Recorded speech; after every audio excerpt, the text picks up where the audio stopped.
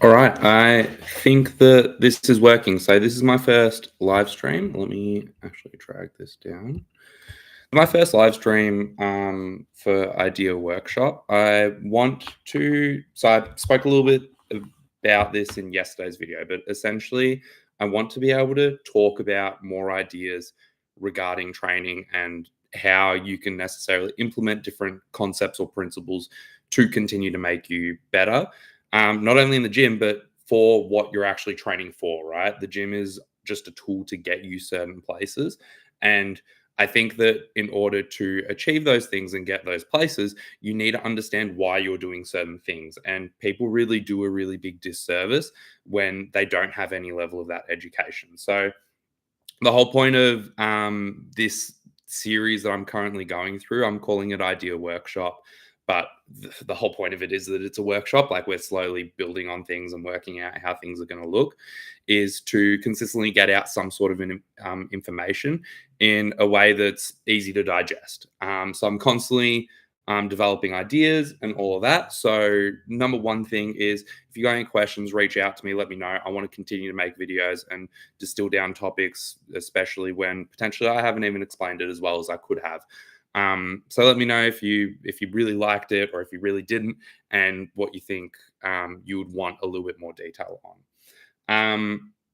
The next thing about this is obviously now I'm going live with this. So I tried going live a couple days ago. Apparently, you need to have a day or something before you actually go live for the first time from when you click that button.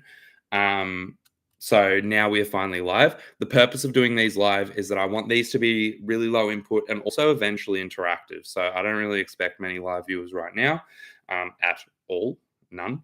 So that's fine. But I want to be able to eventually have these be interactive. But for the moment as well, having it live makes it so that rather than having all of these different layers of editing and all that, we're just getting out our ideas and we're talking about them as we go along. So that's a little introduction to what this live stream is and why they are structured in this way.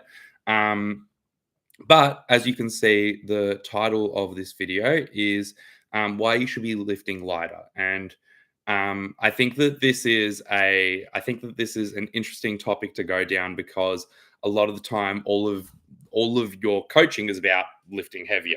Everything that you're trying to do in the gym is to get those weights up and continue to progress them. But I think that there is a time and place, and I only discovered this a couple of years ago. I think that there is a time and place to pull back the weights and to decide intentionally that I'm going to work on something other than weight on the bar. And this got exposed to me through some experience in weightlifting, but there's some background in sport and life that I think kind of make it all make sense. Um, so yeah, that's what today's session is going to be about, and we'll start to apply those concepts. But I wanted to start off by drawing a comparison to sport because most people who end up in the gym training pretty heavy, wanting to progress things, are that more competitive type of person. A lot of that competitive personality comes from team sport. A lot of us played it growing up. I played a lot of basketball growing up. So I didn't start super young, but once I got into it, I really, really did start enjoying it. And once I started to see pathways through it, um, I wanted to push hard with my basketball and see what I personally could do. There was like a small glimmer of everybody has that moment where they're like, oh, NBA. And then I very quickly realized that there are levels to it and that there was a lot of barriers between me and the NBA.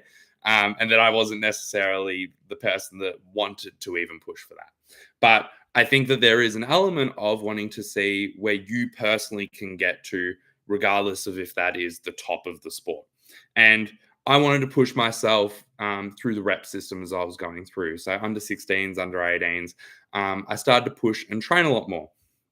And one thing that you start to discover when you are pushing in a sport, um, especially like basketball that can be so technical, is that there are multiple components of things that you want to develop. And not all of them can you go 100% all the time. So I was used to very early on when I was just doing my one game a week and maybe one or two trainings a week. Um, I was very used to just going all out every single session. And that was because that's what the coaches asked essentially, right? Like we would go into the game, we want to give 100% obviously in the game because that's where you're going to get your best performance. But Then in trainings, you're doing things like transition drills, or you're doing things like ball handling against defense and all that kind of stuff. And it was very high intensity because there was very low volume. And it was very high intensity because we wanted to be able to reflect those skills in the game. So all of our training was super high intensity. And honestly, in team sport, where you're probably only getting one training a week, like that's where I was at when I was playing domestic younger, maybe two because I played on a couple of different teams. That makes a lot of sense, and that's where you need to be. And and it got me a lot of development. It got me enough development to be interested in trying to play a higher level. Then, when I started actually moving in towards wanting to play rep, I started slotting in extra training sessions in my own time. So there was a component of just with the basketball in the backyard, practicing my dribbling. Yeah, just doing reps, doing my pound dribbles, doing my between the legs, doing everything.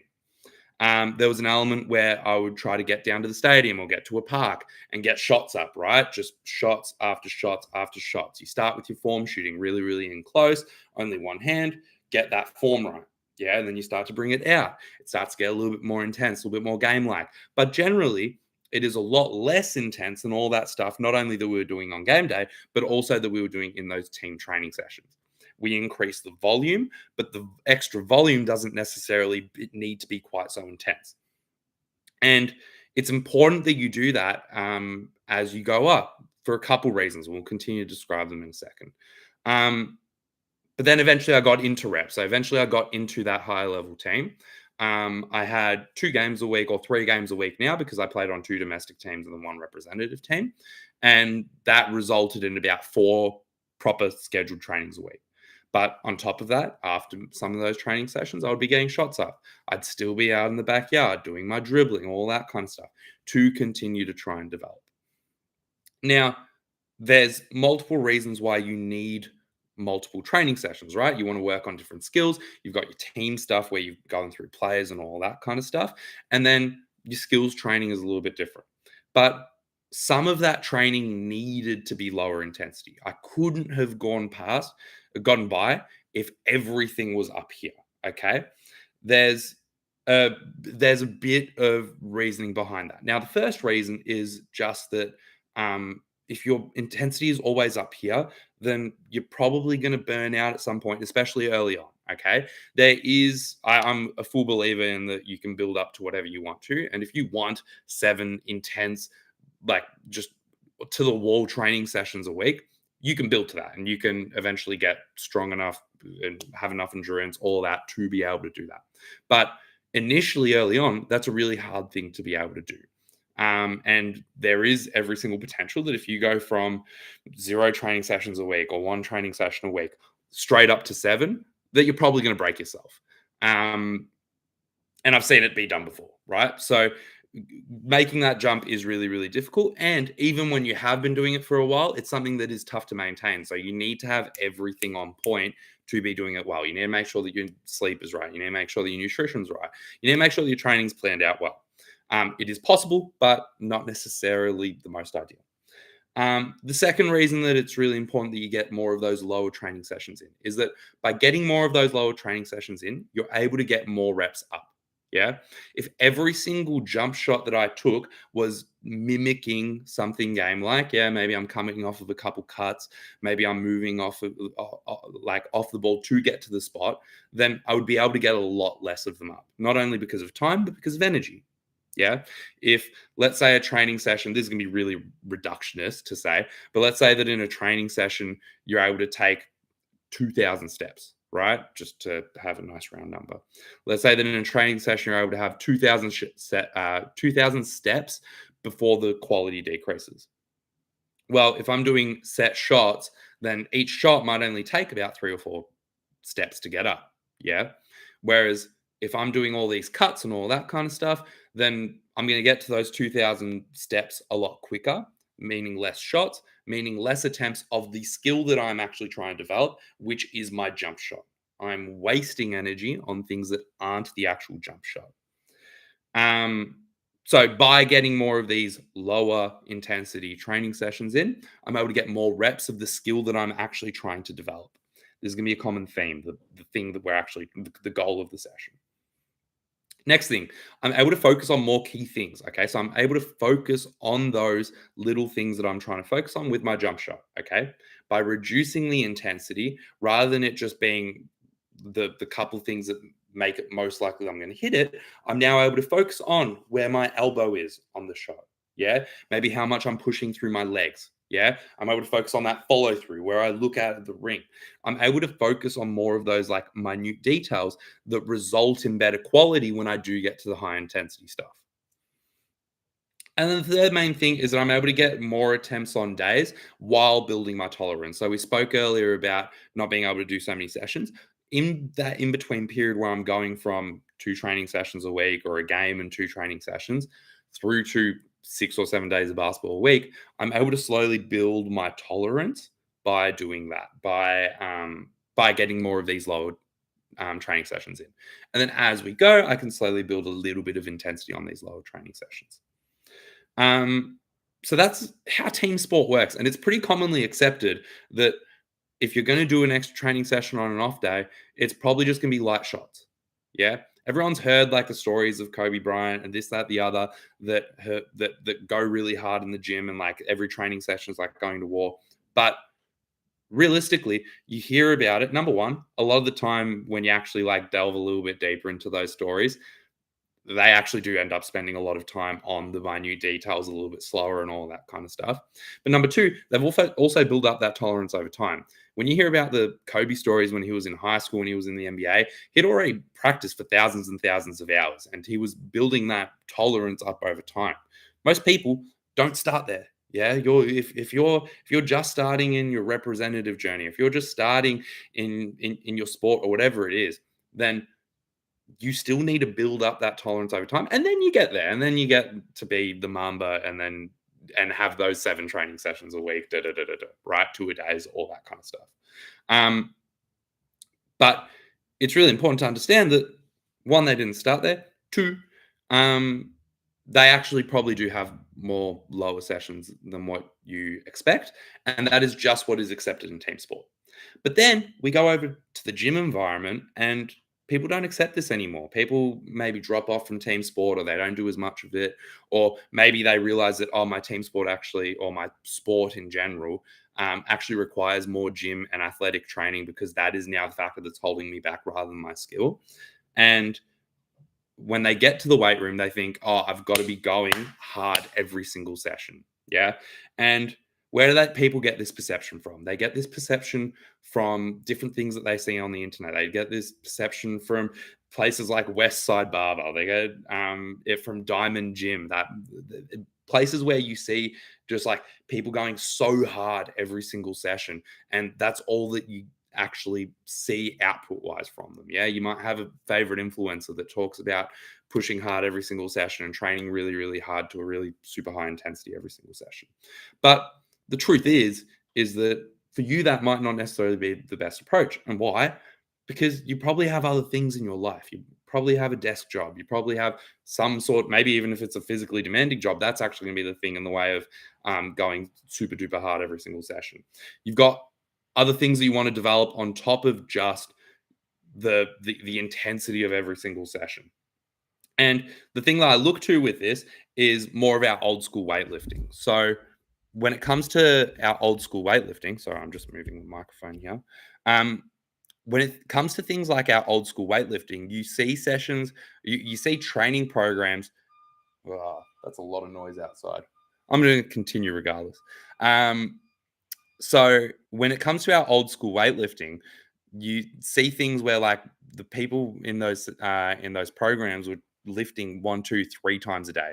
Yeah, they were maxing out their snatch, they were maxing out their clean and jerk, they were maxing out a whole bunch every single day, and that was their life. But there's two parts of this, and again, it's two different components, and it's going to sound very similar to the team sport example that I was just talking about.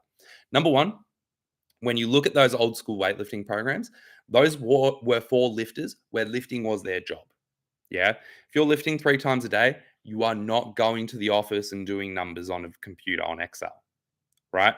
They were coming in, training for breakfast, training for lunch, training for dinner. In between, they were just eating. They were just fueling their body. In between, they were getting massage therapy. They were getting physios, doctors all over, all on them, so that they can train as heavy as they can, as often as they can. Outside of that, they are just sleeping. Yeah, they were in systems, and you look at the systems that these kinds of training styles come from. The Russian system, Bulgaria, right? Like, this is where the training was their entire life, and it was their the thing that their value was judged on. Yeah, their country relied on them to be good at it because they wanted them to be able to go to the Olympics and perform well. So it's really, really important to understand that number one, training is their entire job, and that is why they were able to push there so often. Yeah. Number two is that there was actually a level of volume at lower intensity that built the floor up, counted into this, right? So a lot of these systems, not all of them, but a lot of these systems and a lot of these training methods and a lot of these gyms that are notorious for certain styles, they actually did have some level of volume work that just worked through the technique of things. Yeah. And this is important for all of the same reasons as what we spoke about when it was with a team sport. Yeah. When we get more reps, we get more attempts to practice things. Yeah. So when we talk about training, it's about practicing different elements, right? Practicing not only the technique from a like where you put your body perspective, but also practicing things like your brain firing out messages to the muscles. Yeah. It's practicing things like your just like your muscles actually working to lift the weight. Yeah, building up that tolerance, building up that ability over time, doing the micro tears, letting it recover, all that kind of stuff. um so we're practicing the skill. Okay. It's being able to focus on key things, so focusing on different parts of the lift. Yeah.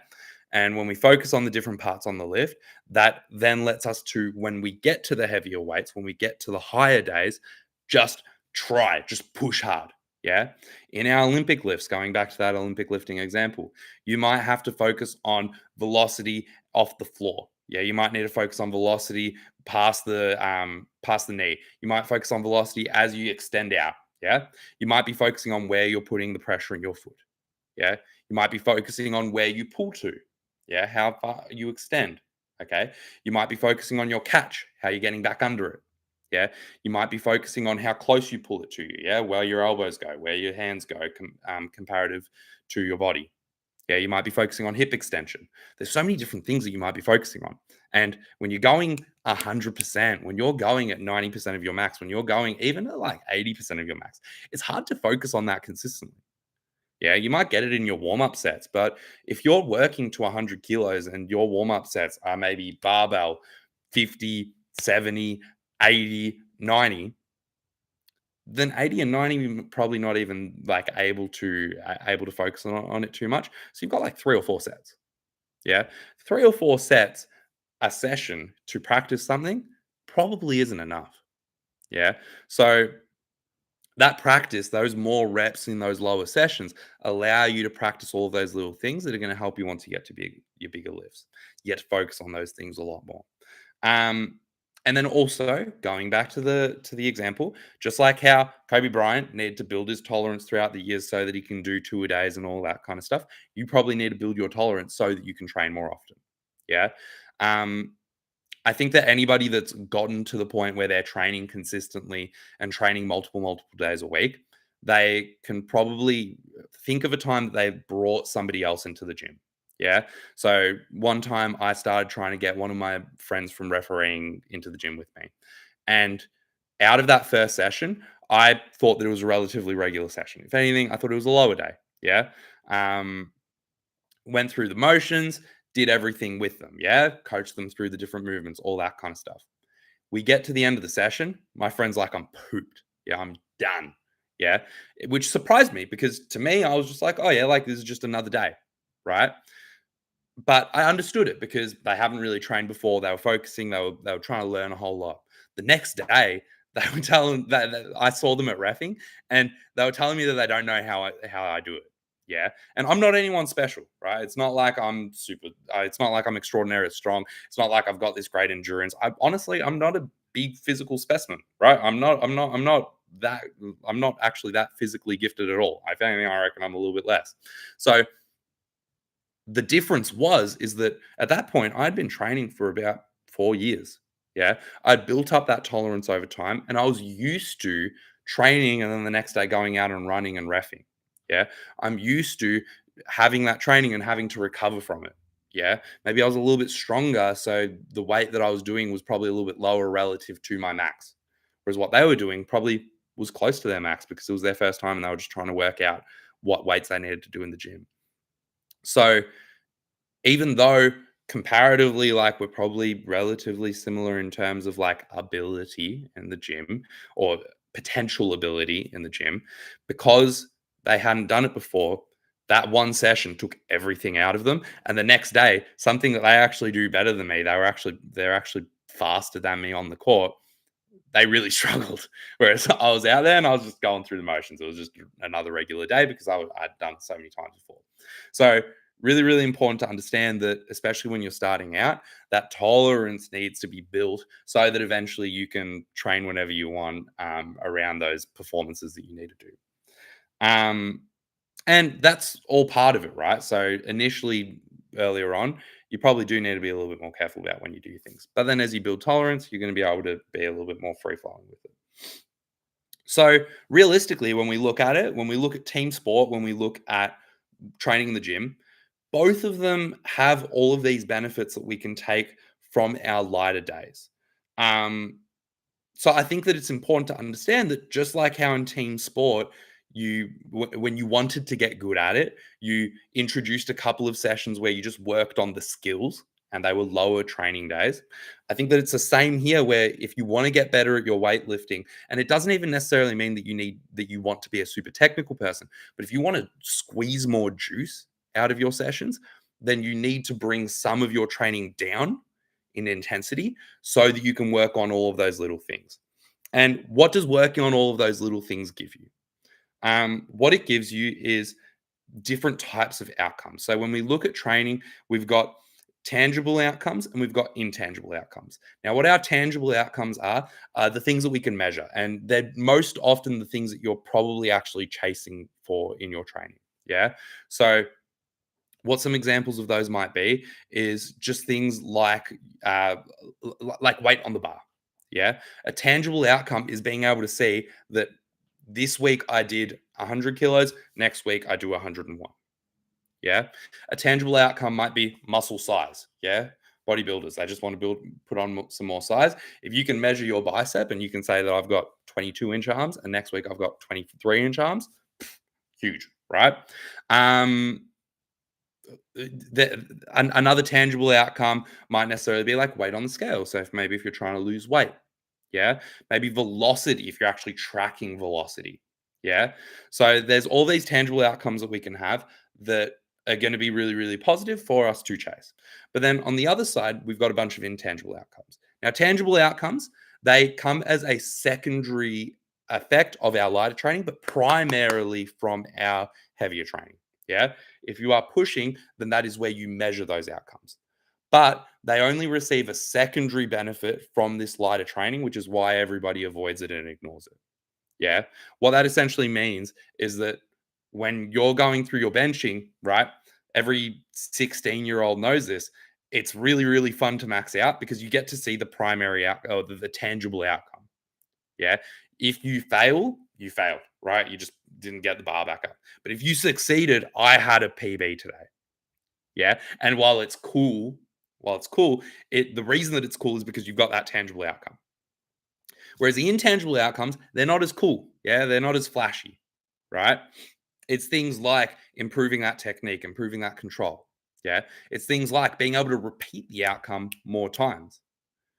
Yeah. Maybe rather than doing your max at bench, you're doing 80% of your bench, but you could actually get it for 6 reps instead of 4.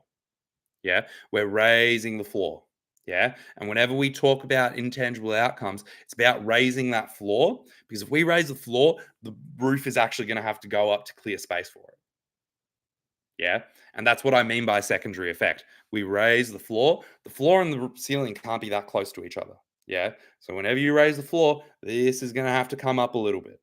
Yeah. You need to do some training up here to push it up even faster, right? So, like, if you only ever train at 70% of your bench press max, then all of a sudden, if you try and do a max out, you're probably not going to get as much of a PB, right? So you got to have some training at 80%, at 90%. Okay. But if you don't ever train at 70%, you're never going to get enough reps to be able to have a significant increase in that upper end. Yeah, especially once you are more trained. So the first thing that we look at is we want to look at maybe introducing some more of those intangible outcomes and paying a little bit more attention to them. Yeah, obviously, as I said, they're hard to measure. You don't need to measure them. Okay, but let's focus on the things that are raising the floor. Let's really focus on. Oh yeah, you know what? All of my snatches felt really good today. Yeah, maybe all of my deadlifts, like they actually moved a little bit quicker. Yeah, maybe I got more reps of my bench press today. Um, but then if we build that over time, then it's going to be better. Um, the second thing, as we bring more of our training down, we need to think about how the technique is making our heavy sessions feel better. Okay. So the way that I do this when I'm working with somebody to improve their training is I might either include like a technique day and then a heavy day, or I might even do a technique into heavy. Yeah, it kind of depends on the person and what their structure looks like, how many days they're training. But if we separate out the focuses and we deem this a technique lift and this just a heavy push development lift, then it gives you different focuses and it gives you space to actually go lighter on this one and not really care, right? So, for example, with squats, we might denote our like technique lift. Let's say that we're just trying to eventually over time build up a stronger back squat. Yeah, maybe that's our goal. We might have our technique lift be like our high bar back squat. Yeah. So we're going through 70, 80% of our max, maybe like 5, 6 reps, maybe even lower. Maybe we're going like 12 reps. Yeah. Because we would remember with this, we just want to accumulate attempts, accumulate practice. Yeah. So keep it at that lower weight, more reps, and we're practicing the technique. Yeah. Maybe week 1 and 2, we have a focus on our trunk position because we know that we tend to extend out of the bottom of the squat. Yeah. Maybe weeks 3 and 4, we're focusing on where our foot goes. Yeah. We got to focus on different things over time. But we've got those different focus points, and that is our technique session. Then maybe session number 2 is our push day, and we've got like an SSB squat. We're putting ourselves in a position where we're using equipment that is going to let us push as heavy as possible without focusing on technique as much. Now, whatever our focus is on those couple of weeks, we still focus on it as we go into those push days, right? So you might go into your push day, your first few sets of warm up, you're just focusing on where you're putting pressure on your foot. Yeah, you're just focusing on stacking your pelvis and your ribs, right?